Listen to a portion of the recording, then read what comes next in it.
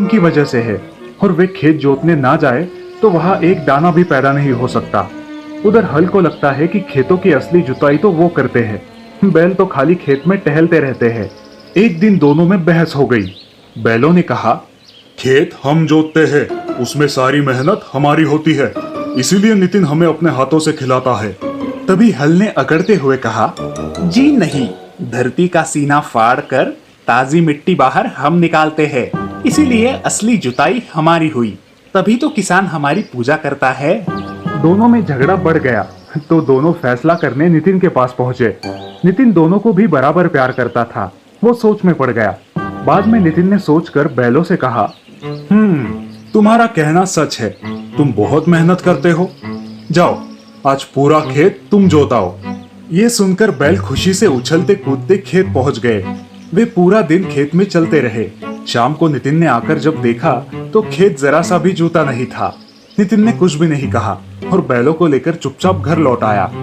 अगले दिन नितिन हल को कंधे पर लाद कर खेत में पहुंचा। वहां उसने हल के नुकीले फल को जमीन के भीतर घुसा दिया और फिर नितिन बोला, तुम भी मेरे लिए बहुत मेहनत करते हो, आज ये पूरा खेत तुम जोत के आओ। हल को वही छोड़कर नितिन घर लौट आया। बैल खेतों में धीरे धीरे चलते थे, इसलिए ज्यादा जुताई नहीं हो पाती थी। आज हल को अपनी काबिलियत साबित करने का मौका मिला था। उसने सोचा, शाम होने से पहले ही ये पूरा खेत जोत डालता हूँ। नितिन के जाने के बाद हल ने खेत को जी भर के देखा और फिर उसे जोतने के लिए आगे बढ़ा। मगर ये क्या हुआ, हल तो अपनी जगह से टस से मस भी नहीं हो पाया। जिस खेत को वो दौड़ते हुए जोतता था, आज वो हिल भी नहीं पा रहा था। हल ने बहुत जोर लगाया, पसीने से तरबतर हो गया, पर 1 इंच भी आगे खिसक न सका। शाम को नितिन आया तो उसने देखा कि आज भी खेत जरा भी नहीं जोता है। नितिन ने कुछ भी नहीं कहा और चुपचाप हल को उठाकर घर ले आया। हल और बैल अपनी अपनी सफलता की वजह से दुखी थे। दोनों भी एक दूसरे से आंखें चुरा रहे थे। ये सब नितिन ने देखा और उन्हें समझाने लगा, हम सबकी शक्ति एकता में है, अलग अलग होकर हम सब अधूरे हैं, इसीलिए आपस में लड़ने की बजाय अगर हम मिलजुल कर काम करें तो कोई भी काम असंभव नहीं है। ये बात हल और बैल के समझ में आ गई। दोनों में फिर से एक बार दोस्ती हो गई और अगले दिन बैल घंटियां बजाते हुए खेत की ओर चले तो नितिन ने अपने कंधे पर हल को लाद दिया। उस दिन सभी ने मिलकर खेतों की खूब जुताई की। थोड़े ही दिनों में खेतों में हरी भरी फसल लहलहाने लगी। तभी से किसान, बैल और हल, इन तीनों की जोड़ी आज तक कायम है।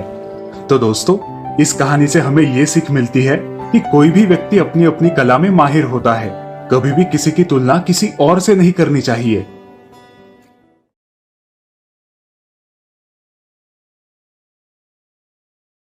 कुछ साल पहले रामपुर में हरिया अपने परिवार के साथ रहता था। वो अपना छोटा खेत बो के परिवार की परवरिश किया करता था।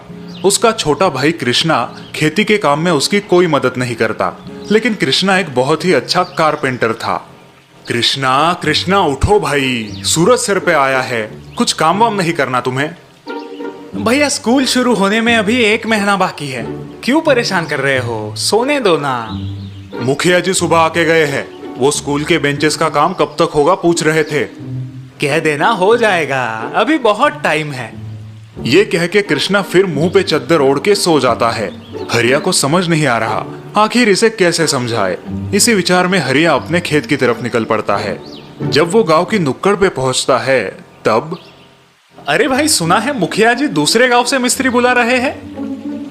वो तो होने ही वाला था। कृष्णा के भरोसे बैठेंगे तो हो गया सत्यानाश। हाँ और नहीं तो क्या, हरिया भैया की विश्वसनीयता की वजह से मुखिया जी ने ये इतना अच्छा काम उस आलसी कृष्णा को दिया है। गांव वालों की बातें सुनकर हरिया परेशान हो जाता है, क्योंकि कृष्णा की गैर जिम्मेदारी की वजह से अच्छा खासा पैसे देने वाला काम खोने के लक्षण नजर आते हैं। क्या करूं इस लड़के का समझ नहीं आता। भगवान ने हुनर तो दिया है, लेकिन इसका यह आलसीपन। हरिया थका हारा रात को घर लौटता है। उसकी बीवी उसे खाना परोसती है। बीवी से पता चलता है कि कृष्णा दोपहर 3 बजे उठा और बिना नहाए धोए दोस्तों से मिलने बाहर चला गया है। अच्छा, यानी आज भी स्कूल नहीं गया। इतना काम पड़ा है, लेकिन इस लड़के के दिमाग में भूसा भरा है। और आज जाते समय रात के भोजन में केरी का अचार बनाने के लिए बोल के गए हैं। बीवी की बातें सुनते ही हरिया के दिमाग में एक कल्पना आती है। वो बीवी से नींबू मांग के लेता है और बाहर आंगन में जाके बैठ जाता है। भाभी जल्दी खाना परसो, बहुत भूख लगी है। और हाँ, कैरी का अचार भी देना। केरी का अचार बाहर आंगन में आपके भैया बना रहे हैं। कृष्णा बाहर आता है और हरिया को नींबू के बीज के साथ बैठा देख चकित होता है। भैया, ये नींबू के बीज के साथ क्यों बैठे हो? तुम्हारे लिए कैरी का अचार बना रहा हूँ। भैया आप ठीक तो है? नींबू के बीज से आप कैरी उगाओगे? हाँ, क्यों नहीं उगेगी? भैया आप ही ने सिखाया है ना, जो बोओगे वही पाओगे। फिर तभी मुखिया जी का आदमी वहां आता है और कृष्णा को बताता है कि मुखिया जी ने स्कूल के काम के लिए नए कारपेंटर को बुलाया है। अब उसे स्कूल आने की जरूरत नहीं। अरे मुखिया जी ऐसे कैसे कर सकते हैं? मेरे जैसा एक्सपर्ट कारपेंटर उन्हें आजू बाजू के 10 गांव में नहीं मिलेगा। वो आप उनसे जाके बोलिए, चलता हूँ। अच्छा खासा काम हाथ से जाने की वजह से कृष्णा बहुत दुखी होता है। कृष्णा, अब दुखी होने से कोई फायदा नहीं है। जो जैसा बोता है वैसा ही फल पाता है। तुमने अपने आलसी स्वभाव के कारण इतना अच्छा पैसे कमाने का मौका खो दिया है। भैया मुझे माफ कर दीजिए, आगे से ऐसा कभी नहीं होगा। ठीक है कृष्णा, देर से आए दुरुस्त आए, आगे से ख्याल रखना। तो इस प्रकार देर से ही सही कृष्णा की आंखें खुल जाती है और वो आगे से खूब मेहनत करने का वादा हरिया को देता है।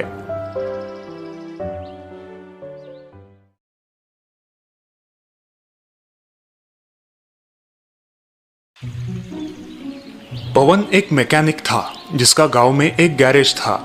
गांव के सभी लोग पवन के पास ही गाड़ियां बनाने आते थे। पवन पढ़ा लिखा नहीं था। बेटा मनीष, स्कूल जाओ, स्कूल का समय हो गया है। पवन अक्सर अपने बेटे मनीष को स्कूल जाने और पढ़ने लिखने के लिए कहा करता था, लेकिन मनीष पढ़ाई लिखाई में कमजोर था। मनीष बोलो, 4 पंचे कितना? वो मास्टर जी 16। वाह, 4 पंचे 16, बहुत अच्छे।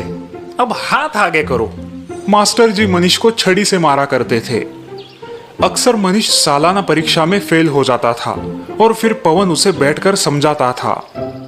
बेटा देखो, मैं तो पढ़ नहीं पाया क्योंकि मेरे घर की हालत खराब थी, लेकिन मैं चाहता हूँ कि तुम पढ़ो लिखो, बहुत बड़े आदमी बनो और अपनी खुद की आलीशान गाड़ी में घूमो।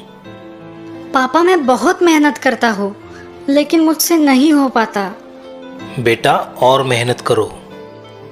साल बीते और मनीष उसी तरह परीक्षा में फेल होता गया। अब पवन ने मनीष से उम्मीद ही छोड़ दी थी कि वो कभी पढ़ पाएगा।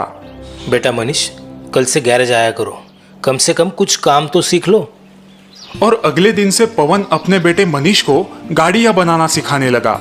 मनीष को भी गाड़ियां बनाने का काम बहुत पसंद था। कुछ वर्ष बाद मनीष पवन से भी होशियार मैकेनिक बन गया और पवन बुढ़ापे के कारण बीमार हो गया। मेरी बड़ी ख्वाहिश थी कि तुम पढ़ो लिखो, बहुत बड़े इंसान बनो और अपनी खुद की आलीशान गाड़ी में घूमो।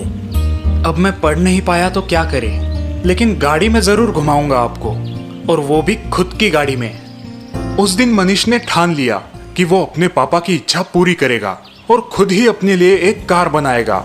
उसने पूरी लगन के साथ अपना काम शुरू किया। लगभग 2 साल बाद मनीष की मेहनत रंग लाई और उसने खुद के लिए एक शानदार कार बनाई। देखो पापा, मैंने कहा था ना कि मैं आपको अपनी खुद की बनाई हुई कार में घुमाऊंगा। मुझे तुम पर बहुत गर्व है बेटा। चलो, तुम्हारी इस नई कार का उद्घाटन हम देवी माँ के दर्शन से करते हैं। दोनों बाप बेटे अपने लंबे सफर पर निकल पड़े।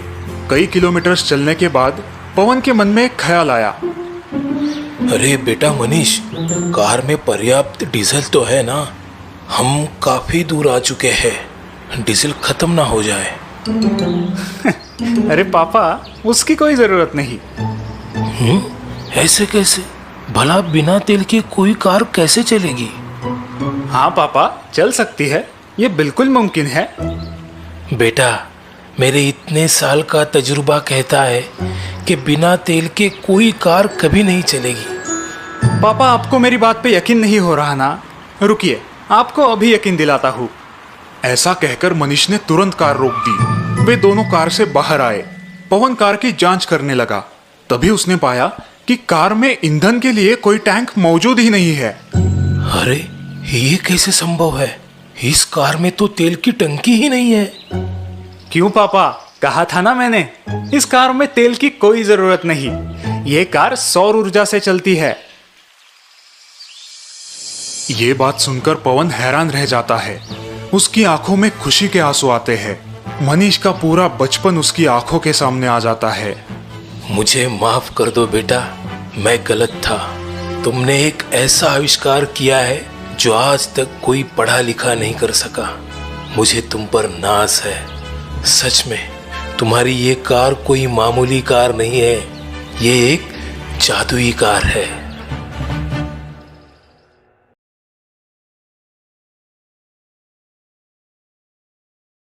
सोमनाथ एक बहुत मेहनती और ईमानदार किसान था। खुद अनपढ़ होने के बावजूद उसने अपने इकलौते बेटे सुरेंद्र को अच्छी शिक्षा दी थी। अब सुरेंद्र आगे की पढ़ाई के लिए गांव से बहुत दूर शहर जा रहा था। पिताजी, अब मैं कम से कम 1 साल गांव नहीं आ पाऊंगा। आप अपना ख्याल रखना। तुम मेरी चिंता मत करो बेटा, बस मन लगा के पढ़ाई करना। अब मेरी सारी आशाएं तुम ही पर है।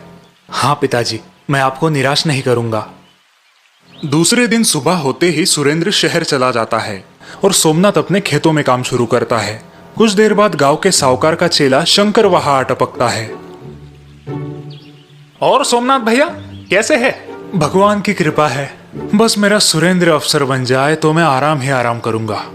वो तो आप अभी कर सकते हो। गांव के हीरामल साहूकार कब से आपकी जमीन खरीदना चाहते हैं, वो भी दुगने दाम में।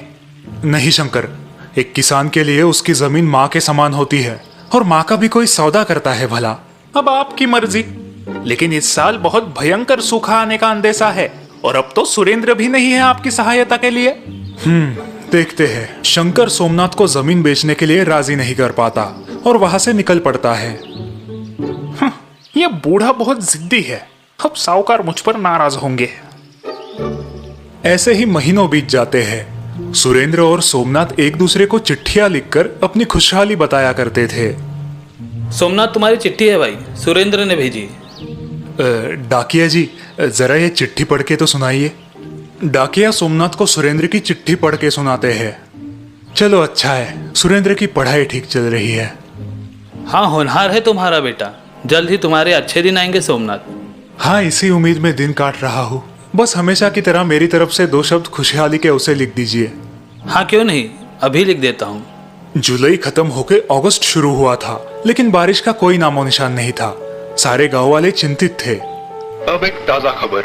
सरकारी मौसम विभाग के अनुसार देश के हर राज्य में औसत 10% ही बारिश होने का अनुमान है। नागरिकों से निवेदन है कि उपलब्ध पानी का इस्तेमाल समझदारी से करें। लगता है इस साल फसल नहीं हो पाएगी। फिर से साहूकार से कर्जा उठाना पड़ेगा। हाँ भाई, जमीन भी गिरवी है, उसे तो अच्छा मौका ही मिल जाएगा गरीबों को लूटने का। और गांव के अधिकतम कुएं भी साहूकार के पास ही है गिरवी। सोमनाथ भी अपने घर में चिंतित बैठा है। लगता है शंकर की बात सच होने वाली है। आषाढ़ खत्म होके श्रावण शुरू हुआ है, लेकिन आसमान से एक पानी की बूंद नहीं टपकी। कुएं की गहराई बढ़ा दूं तो शायद पानी मिले। ये सोच के सोमनाथ सीढ़ी लेके अपने घर के माले पे चढ़ता है और वहां से कुदाल और फावड़ी निकालता है, लेकिन इसी दौरान वो पैर फिसल के गिर जाता है। सोमनाथ के हाथों में और घुटनों में गंभीर चोटें आती है। हे भगवान, ये क्या हो गया? अब मैं कुआं कैसे खोदूं? अनाज कैसे बोऊं?